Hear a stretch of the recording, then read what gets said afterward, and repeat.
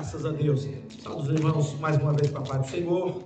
Queridos, vamos nos colocar em pé, vamos ler a palavra do nosso Deus. Abra sua Bíblia no livro Evangelista São Lucas, capítulo 1.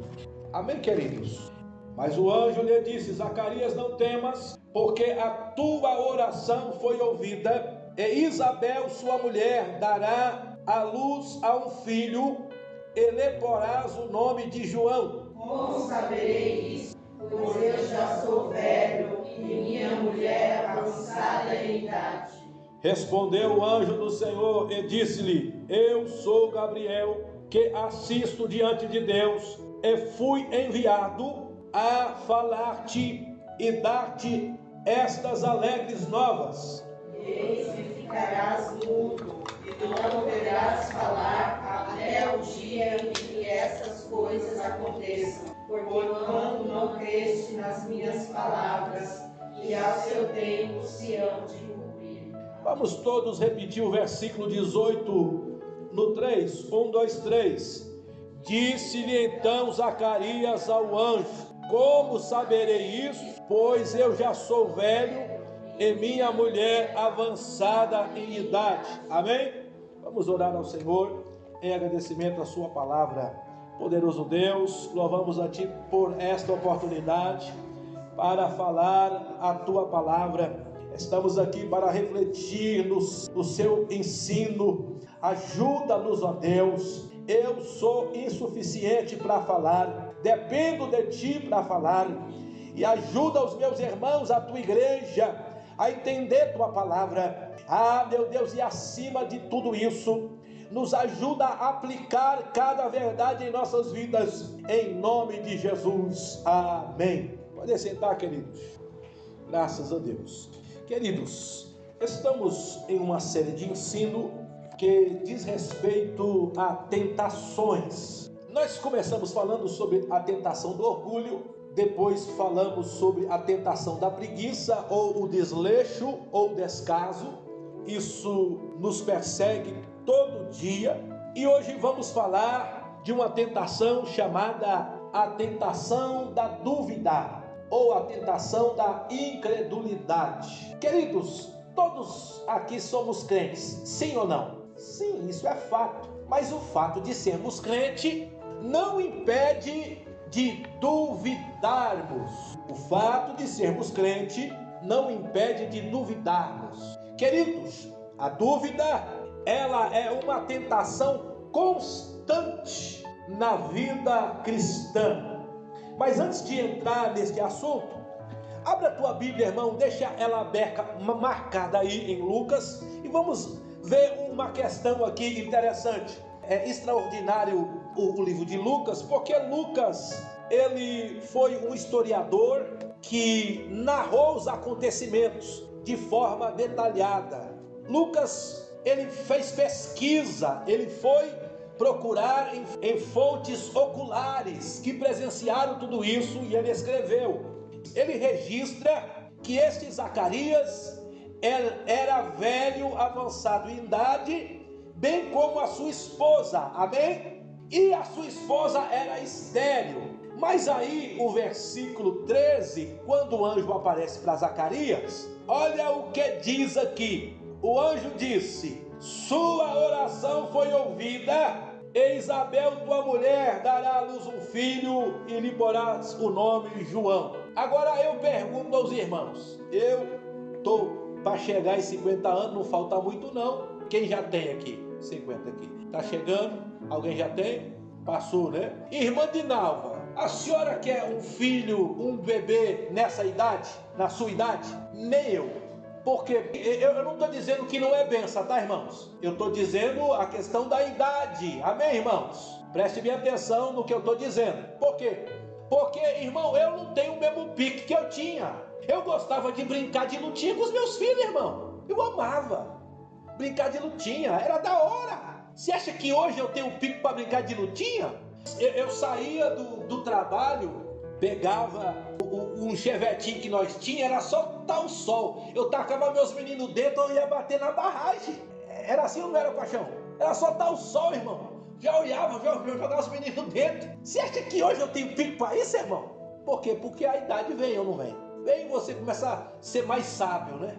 Mais prudente, mais cauteloso, essas coisas assim. Queridos, por que eu estou falando isso? Porque diz o texto que o anjo disse para Zacarias: a sua oração foi ouvida. Que oração foi essa? A oração do presente ou do passado? Do passado, irmão. É a oração que ele pediu lá atrás. Não era a oração da atualidade, era a oração do passado.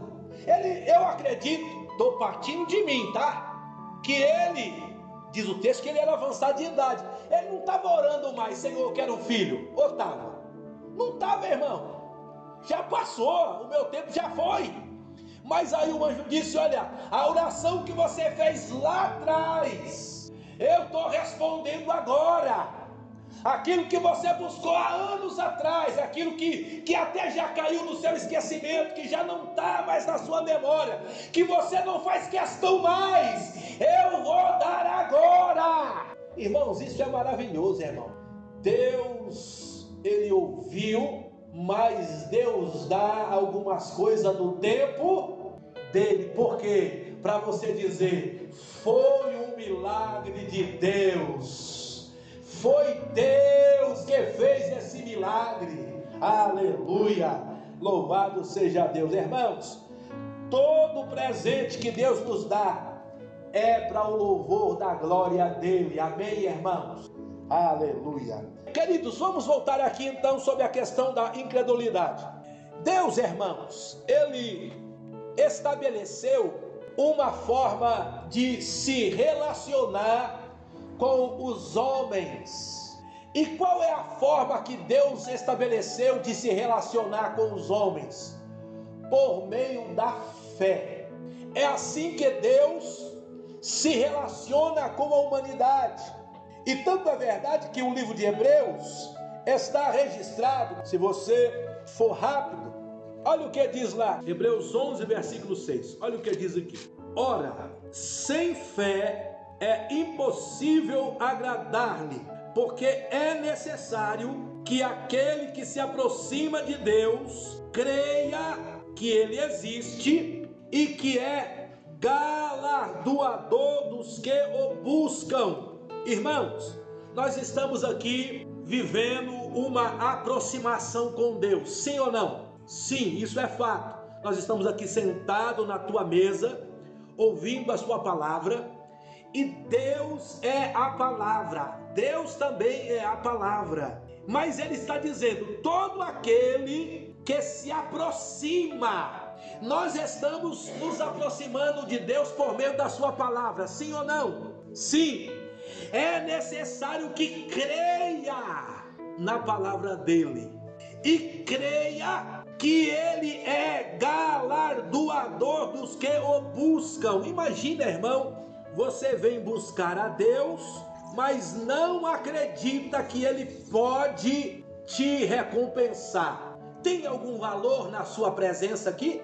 Nenhum. Eu vou para a casa de Deus, mas não creio que ele pode me abençoar. Irmão, não tem valor isso. Então todo que vem buscar a presença de Deus precisa crer que ele pode te recompensar. Então, queridos, a relação entre Deus e os homens é por meio da fé. Deus se relaciona com seu povo através da fé. Não existe outra maneira de Deus ter comunhão conosco. A salvação é por meio da fé. Tudo que é feito no seio da igreja é por meio da fé. Disse o apóstolo Paulo: tudo que não for por fé é pecado. Então a fé é importante, irmão. A fé é a base de sustentação da igreja.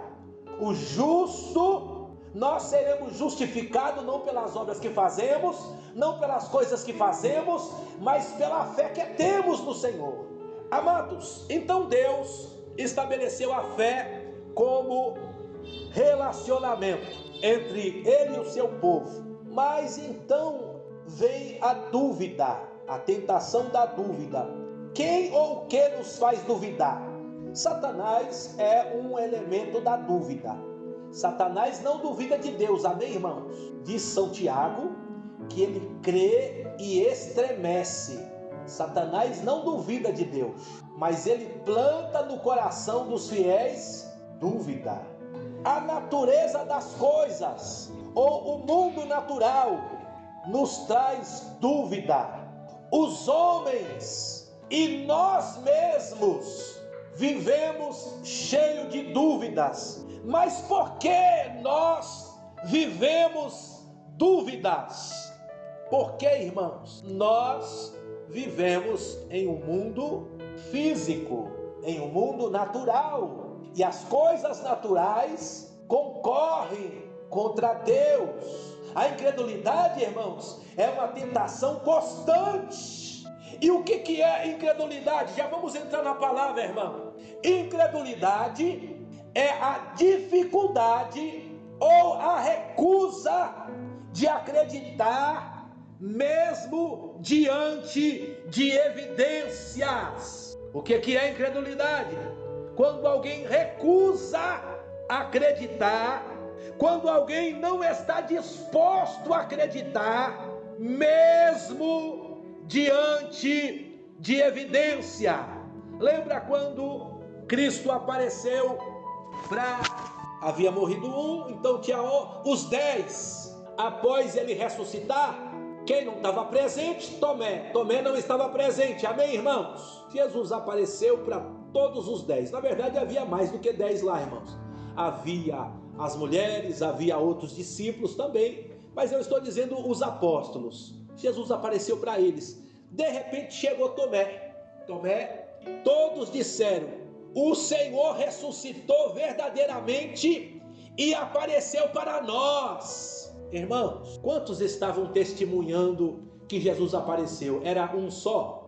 Era 2? Era 3? Era mais do que 10? Se mais do que 10 está dando testemunho que Jesus está vivo, eu devo ou não devo acreditar, irmãos? Sim, irmão.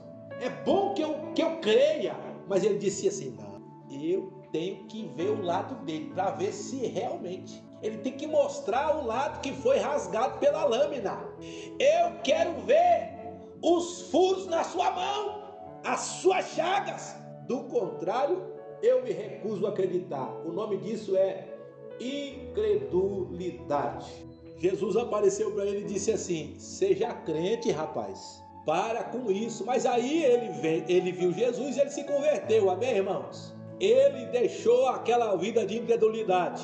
Amados, então, o que é incredulidade? É quando eu tenho dificuldade de acreditar, mesmo diante de evidências. Agora vamos voltar em Zacarias, capítulo 1 de Lucas. Olha, irmão, o que aconteceu.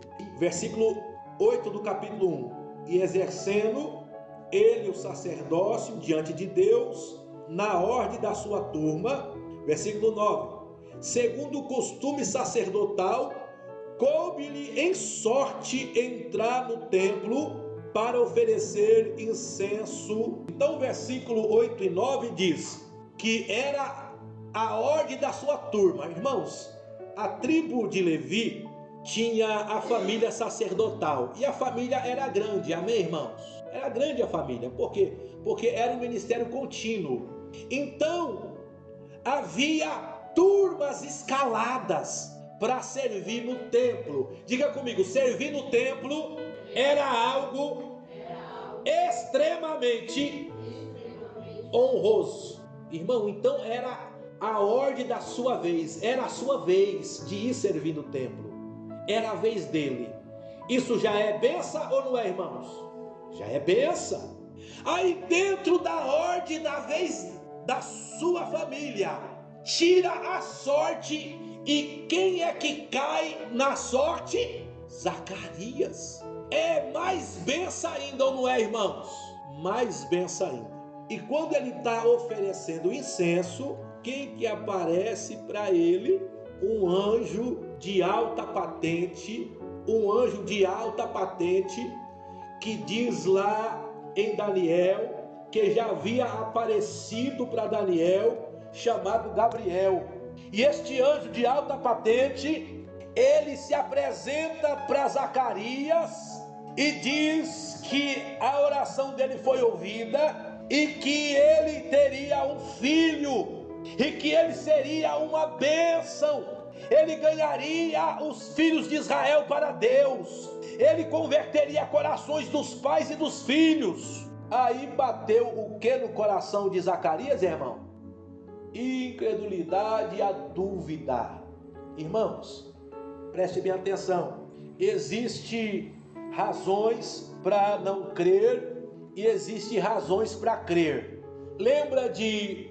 Depois você leia na sua casa, anote aí se você puder, ou você sabe de cor, o livro de Juízes, capítulo 6 e 7, quando Deus mandou Gideão lutar contra os midianitas. Diz o texto que Deus mandou todo o exército dele embora. Amém, irmãos? Ficou só quanto? 300. Imagina você com 300 homens lutar contra uma multidão sem número de midianitas. Irmão, ele estava com o coração na mão. Amém, irmãos? Aí o que ele faz? Ele faz prova de Deus. Ele quer saber se Deus é com ele. Irmão, existe um limite para duvidar, irmãos. Existe um limite para duvidar. Por que existe um limite? A vida de Zacarias estava exposta ao risco de morte? Sim ou não? Não, irmãos. Ele estava no templo, numa situação segura, e estava vindo uma visão. Que risco de morte ele estava correndo? Nenhum. Amém?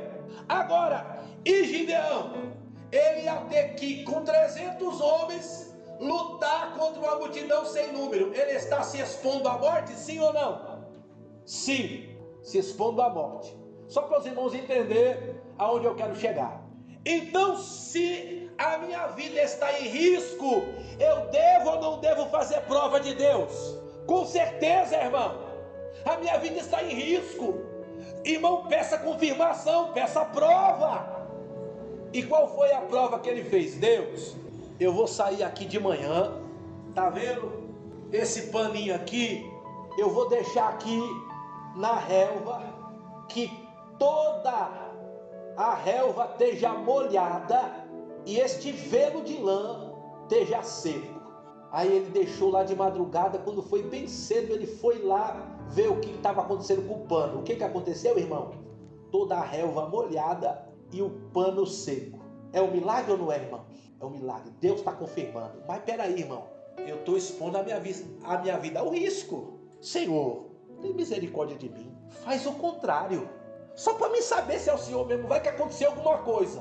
Irmão, você está expondo a sua vida ao risco. Eu vou deixar aqui o pano aqui, que toda a relva esteja seca e só esteja molhado o pano. Irmão, aí o milagre é maior, não é, irmão? O milagre é maior. Chegou lá de madrugada, bem cedo, antes do sol aquecer, tudo seco e o pano encharcado, de sorte que encheu um copo. É Deus dizendo, pode ir que está garantido, sim ou não, irmão? Sim, irmão. Mas aí ele ainda estava com dúvida ainda, irmão. Estava com medo. Deus falou assim, ô Gideão, eu sei que você está com medo, hein? Pega o seu moço, vai lá no acampamento dos midianitas e escuta o que eles estão dizendo. Ele chegou lá no acampamento dos midianitas e ouviu os inimigos contando um sonho. Um dizendo assim, rapaz, eu tive um sonho. Eu sonhei que uma torrada bem grande, um pão de cevada bem grande, entrava no arraial e assolava tudinho aqui. E ele só ouvindo, agachado lá no meio do acampamento, só ouvindo a conversa. Aí o outro deu a interpretação. Eu sei o que é. Isso aí não é outra coisa. É a espada de Gideão contra nós. Irmão, quando ele ouviu aquilo, a fé entrou no coração, ele pegou o moço e disse, vamos porque Deus nos deu vitória. Mas preste bem atenção, queridos, há um limite para duvidar, há um limite de incredulidade, há um limite, irmão. Incredulidade é a dificuldade ou a recusa de acreditar, mesmo diante de evidências. Então, quais eram as evidências que Deus estava de fato abençoando Zacarias? Primeiro, que ele estava dizendo: a sua oração foi ouvida. Eu vim aqui porque Deus ouviu sua oração. Segundo, você está no lugar santo. Você está no templo. Ele teve uma visão aberta. Ele não sonhou, irmão. Tem gente que Deus fala comigo muito em sonho. Eu gosto, viu, irmão? Mas tem gente que vai além, que Deus fala de olho aberto. De olho aberto, Deus apareceu para ele acordado. O anjo falou com ele. Aí ele olhou para o quê, irmão? Ele olhou para a sua natureza física. Ele olhou para ele mesmo. Irmãos, sobre esta situação, diz que ele era avançado em idade, mas que Isabel era estéril. E o versículo 7 diz que Isabel era estéril, amém? Então, a dificuldade ali era a esposa que era estéril. Mas eu fui pesquisar a respeito do homem, se o homem deixa de ser fértil na velhice. E a ciência diz que não. O homem não deixa de ser fértil. Ele continua sendo fértil a vida toda. Só que tem um porém. A semente do homem é uma semente velha. Se ele é velho, a semente é velha. Amém, irmãos?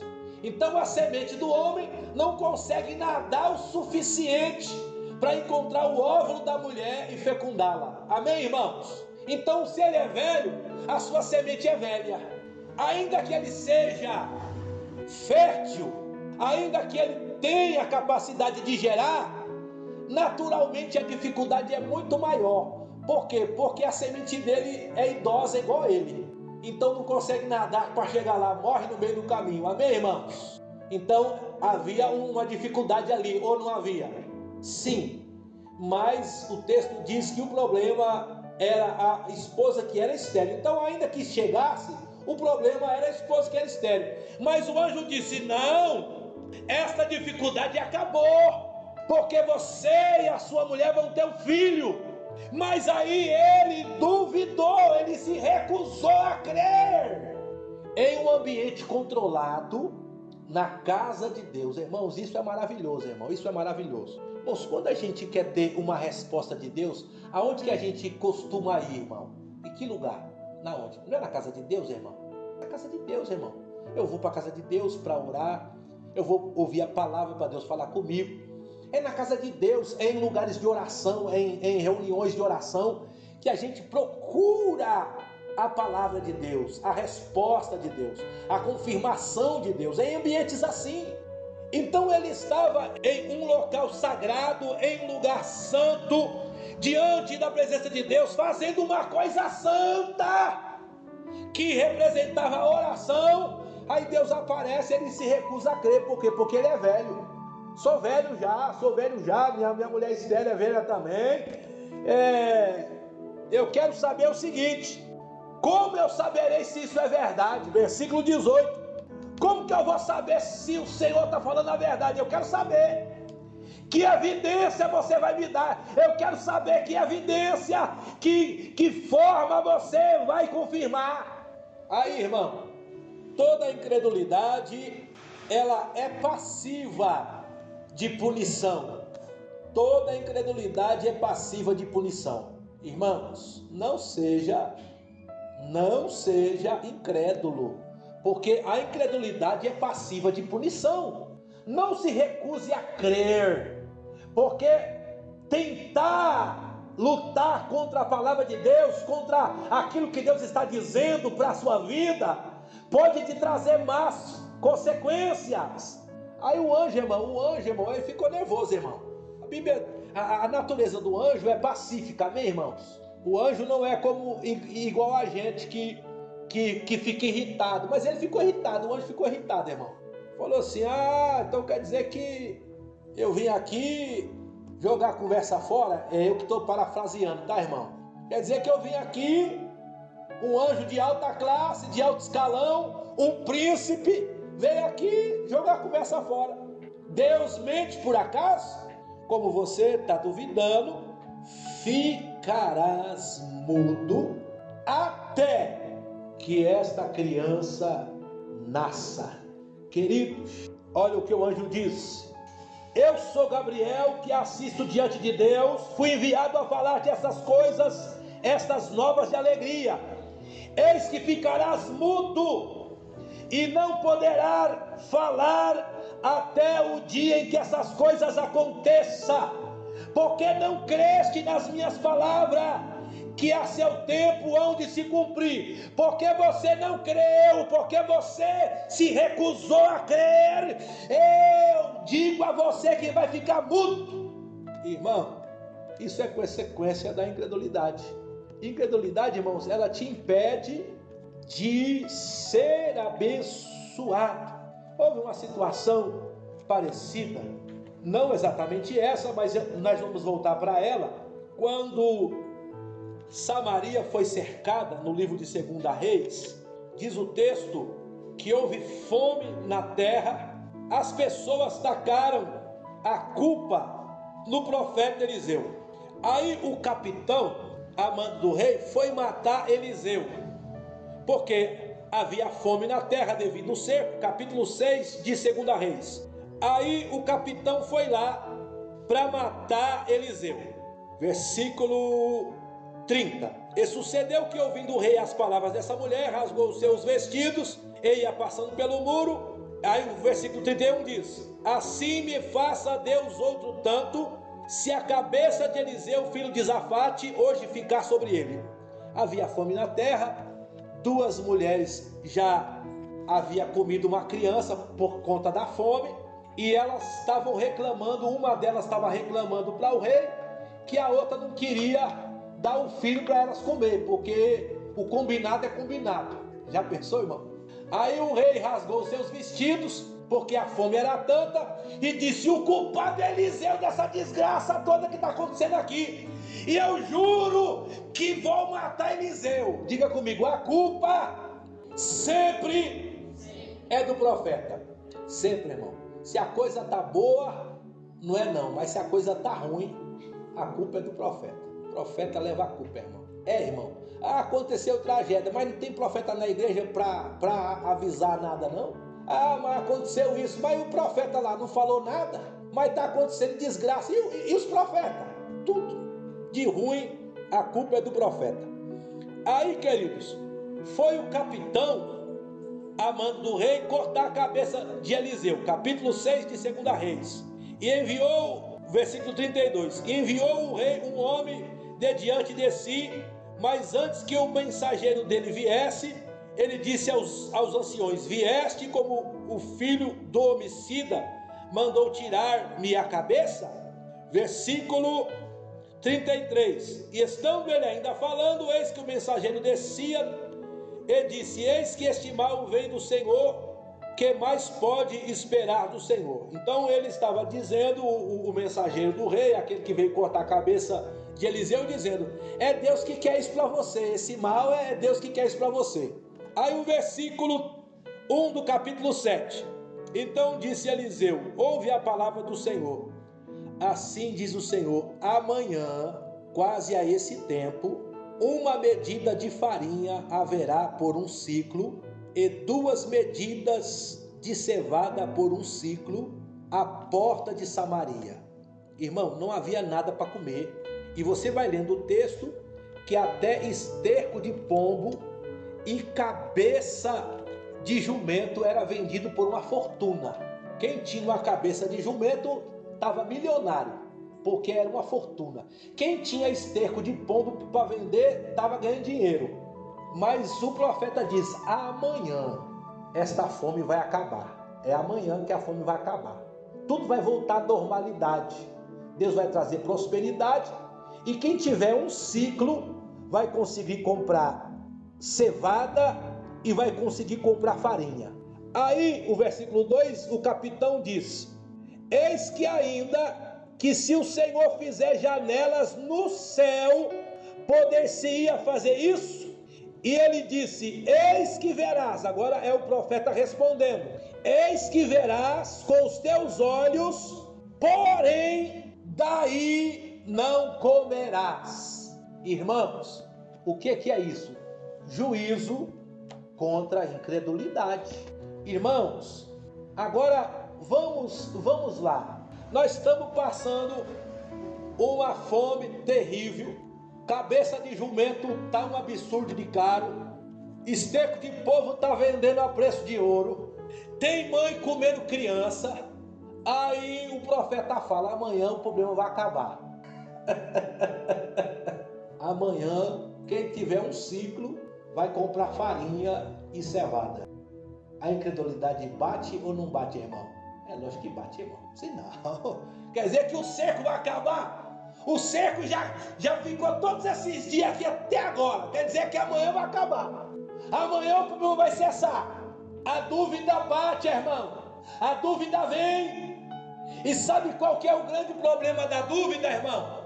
É quando ela sai da nossa boca. Enquanto ela está aqui na sua mente, está tranquilo, tá, irmão? Grave isso. Enquanto a dúvida está aqui na sua mente, está tranquilo. Você pode lutar contra ela, você pode repreender ela, mas não põe a dúvida para fora. Não verbalize. Isso daqui é um segredo, irmão. Não verbalize a sua dúvida. Não verbalize a sua dúvida. Enquanto ela está na sua mente, você consegue lutar contra ela. Você consegue chamar o antídoto. Qual que é o antídoto contra a dúvida, irmão? A palavra de Deus. Use a palavra como antídoto. Use as promessas de Deus como antídoto. E lute contra este veneno chamado dúvida. Lute. Não verbalize a incredulidade. Não verbalize a incredulidade. Mas o capitão, ele não era só bom na espada, como ele era bom de língua. Ele era bom na espada e era bom na resposta. Aí o problema, né, irmão? Porque quem é bom de resposta acaba perdendo bênçãos terríveis. Ele disse para o profeta: nem se Deus fizesse janelas no céu, poderia se fazer isso? Irmão, quantas vezes Deus fez janelas no céu para sustentar o povo dele? Eu vou falar para os irmãos quantas vezes, e você vai saber quantas vezes. Vou fazer a conta aqui agora, irmão. O ano tem quantos dias, irmão? 365 vezes 40 anos. 14.600 vezes Deus abriu os céus e fez descer maná para o povo dele comer. Então aquele homem estava dizendo que Deus não podia fazer aquilo que ele fez mais de 14.000 vezes. Sabe o que é isso, irmão? Alguém se recusando a crer em evidências. Deus deu mais de 14.000 evidências que ele pode fazer isso. Aí você fala: sem chance. Você está sendo o que, irmão? Crédulo. Aí o profeta falou assim: tudo bem, você não quer crer? Então você não vai comer dessa comida. Mas para alguém não comer de tanta fartura, o que tem que acontecer com essa pessoa, irmão? É morrer. Só isso que tem que acontecer. Quando a fartura é grande, irmão, não tem como você não comer.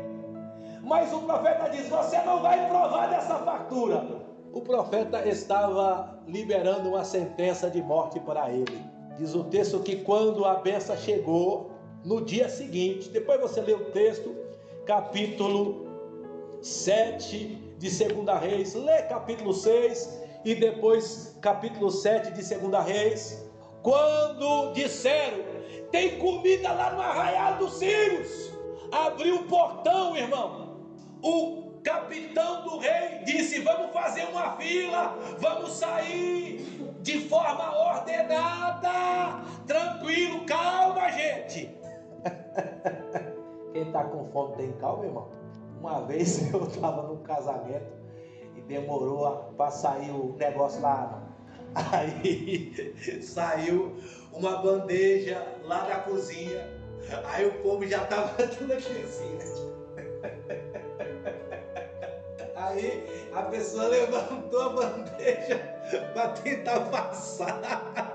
O povo baixou a mão. Falei assim, não vai passar não. Baixou a mão do camarada e saquearam aquela bandeja. Aí trouxe outra, a mesma coisa. Na terceira ele ficou com medo. Falou assim, não vou sair não, que o negócio tá feio ali. Irmão, com fome não dá para brincar, irmão. A gente entra no modo animal. Perdemos a compostura. Queridos, então ele foi pisoteado e morto porque não creu. Incredulidade traz consequências. Agora, irmãos, vamos ler a mesma situação. Agora eu quero que você leia a mesma situação que aconteceu na vida de Abraão. Estamos falando da tentação da dúvida. Capítulo 15 de Abraão, alguém leia do versículo 5 ao versículo, do versículo 1 ao versículo 6. Gênesis capítulo 15, versículo 1 ao versículo 6. Leia, por favor. Amém. Abraão recebeu uma palavra bem parecida com a palavra que recebeu Zacarias. Amém, irmãos? Bem parecida. Abraão já, quando Deus teve um encontro com ele tinha 75 anos de idade. E já havia se passado alguns anos, do capítulo 12 ao capítulo 15. E Abraão também era bom de matemática, irmão. Abraão era bom de matemática também. Ele está vendo o tempo avançar, está vendo que não tem filho, está vendo que ele está ficando velho, e ele vai conversar com Deus. E qual que é a conversa? Senhor, e aquela promessa lá? Estou vendo que o Senhor não me deu filho ainda, o Senhor disse que ia me dar filho, o Senhor não me deu. Eu estou achando que quem vai ser meu herdeiro, eu vou ter que adotar o filho do meu mordomo, para ele ser o meu herdeiro, vou ter que apadrinhar ele. Deus falou assim, não, nada disso. O filho que você vai ter vai sair de você. Vem cá para fora, vem cá. Olha as estrelas do céu, se as pode contar, assim será o número da sua descendência. O que Abraão fez? Creu. E isso lhe foi imputado por justiça. Irmãos, e Zacarias creu? Praticamente a mesma coisa aconteceu. Praticamente. Deus só não disse para Zacarias que você vai ter, que o seu filho vai se tornar uma nação. Não. Mas Deus apareceu para ele. Deus disse, eu ouvi sua oração. Sua mulher vai ter um filho. Vocês vão ficar muito alegres. Não só vocês vão ficar alegres. Todo Israel vai se alegrar por causa desse rapaz. Esse rapaz vai converter o coração dos pais e dos filhos. Irmão, imagina você receber uma promessa de Deus dizendo assim, olha, o seu filho vai ser importante para a nação brasileira inteirinha. Irmão, isso é grande ou é pequeno, irmão? Isso é grande demais, irmão. Bastava dizer, não, só para a minha cidade. Bastava dizer. Não, mas Deus estava dizendo, olha, Zacarias, a bênção desse menino vai ser para alegrar Israel. Vai converter o coração dos pais e dos filhos. Eu disse, não, eu quero evidência. Peraí, que evidência você quer? Quer mais evidência? Irmãos, a minha mulher já ouviu isso mais de uma vez. Eu já estou encerrando já. Não, mas antes de encerrar, vamos ler mais um texto. Capítulo 8 de 2 Reis, irmãos. Capítulo 8 de 2 Reis. Ainda o profeta Eliseu, ele profetiza um filho para uma mulher de Sunem, uma sunamita. Essa mulher, ela abençoou Eliseu. 2 Reis, capítulo 4.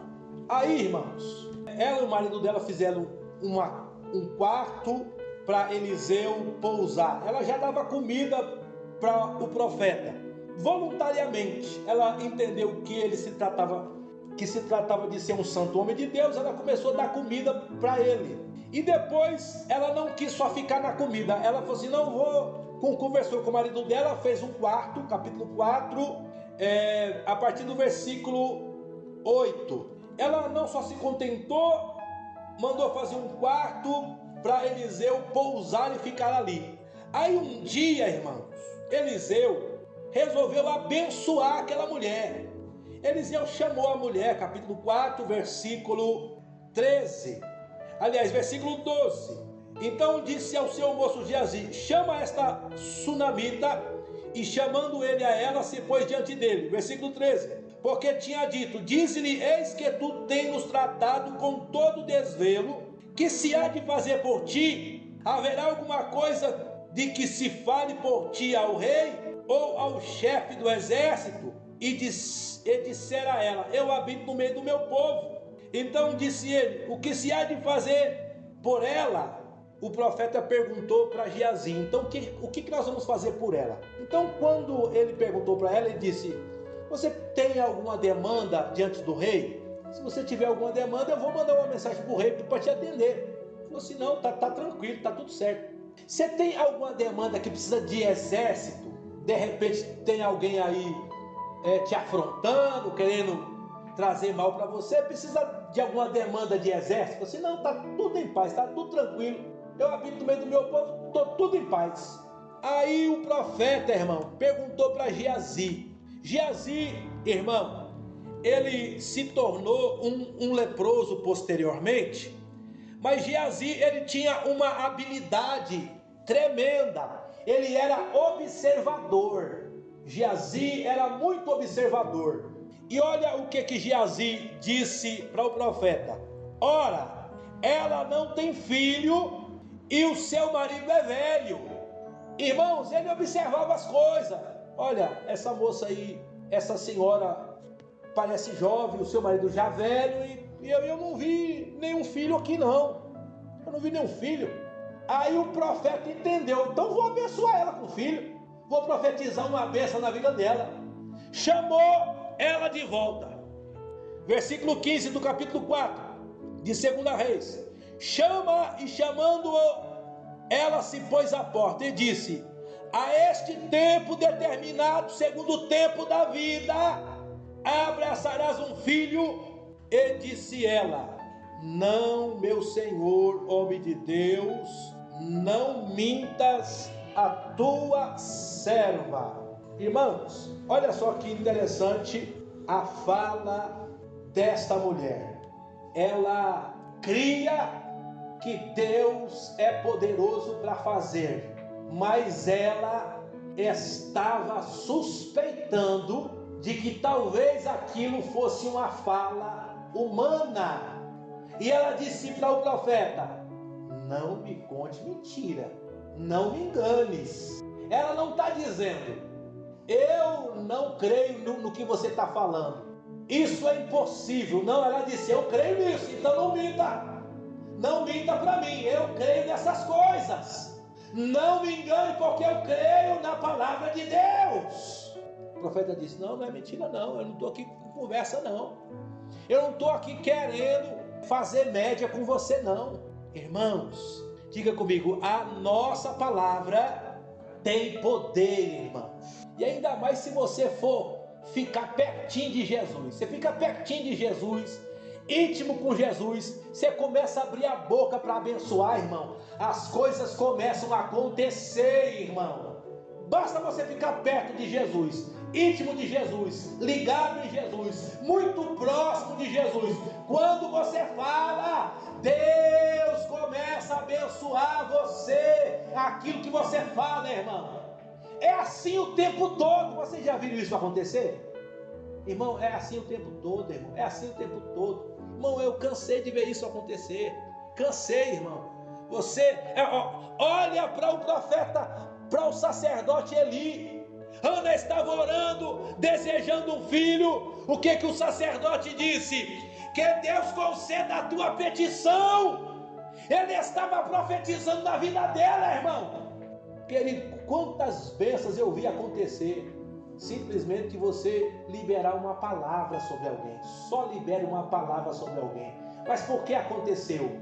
Porque a sua comunhão com Cristo está tão forte, irmão, que quando você fala, é Deus te impulsionando, é Deus te direcionando. Aquela palavra é o Espírito Santo falando por você. É muito bom andar em comunhão com Cristo, irmão, é muito bom. O profeta disse, não, eu não estou jogando conversa fora aqui não. No tempo determinado, você vai ver se você não vai abraçar um filho. Irmão, semana que vem eu falo a experiência que eu vivi há anos atrás. Aí, querido, o que aconteceu? O filho nasceu, amém? O filho nasceu. O filho nasceu e cresceu ainda. Porque o filho nasceu, cresceu, e o pai dele levou ele para trabalhar. E crescendo o filho, sucedeu que um dia saiu para seu pai que estava com os segadores. Então ele ainda foi trabalhar. Cresceu, já estava trabalhando com o pai dele. O que aconteceu, irmão? A cabeça doeu. Doeu a minha cabeça, versículo 19 do capítulo 4. Então disse a um moço, o pai, leva para a mãe dele. Levou o moço para a mãe dele. E ela colocou ele sobre os seus joelhos. E o que aconteceu com o rapaz? Morreu. Irmão, a mulher não gostou não, irmão. A mulher não gostou não. E ela ficou indignada. Por quê? Preste bem atenção, irmão. Em qual momento da vida dela ela orou para Deus dar um filho para ela? Você não vê. Quando o profeta profetiza um filho para ela, ela diz assim, olha, não fala uma coisa dessa para mim não, hein? Não minta para mim. Eu não estou orando pedindo filho. Aí Deus dá o filho morre. Irmão, ela ficou brava, irmão. Ficou indignada. Deixou o menino lá na sua casa. Foi lá no profeta. E disse assim, que dia que eu pedi um filho para você? Qual foi a vez? Irmão, diga comigo, todo profeta que se preze é responsável pela palavra que ele libera. Irmãos, é verdade, irmão. Você profetiza um casamento para alguém. Olha, Deus está confirmando o casamento aí. Pode ir, irmão, que Deus está falando. Aí uma pessoa casa e começa a dar problema, briga. Aí a pessoa volta lá e diz, ô irmão, pastor, você profetizou lá. Aí eu disse, irmão, o problema é seu. O problema é seu, irmão. Se vira para lá. Não, irmão. Se você profetizou, vai lá ajudar. Vai lá. Você não profetizou, você não foi lá no casamento, não comeu bolo. Olha aí, Deus me usa. E agora? Não quer ir lá? Vai lá ajudar, irmão. Vai lá, irmão. Mas tem um monte de profeta aí que não sei de nada, né? Não, aí não. A bênção é comigo. Os problemas é com você. Não, irmão. Se eu profetizei, então eu tenho responsabilidade sobre isso. E o que ele fez, irmão? Foi lá e para a glória de Jesus, ressuscitou o menino e devolveu para a mãe. Por quê? Porque ela não duvidou daquilo que Deus lhe deu. Amém, queridos? Que Deus os abençoe. Semana que vem a gente continua nesse tema. Graças a Deus.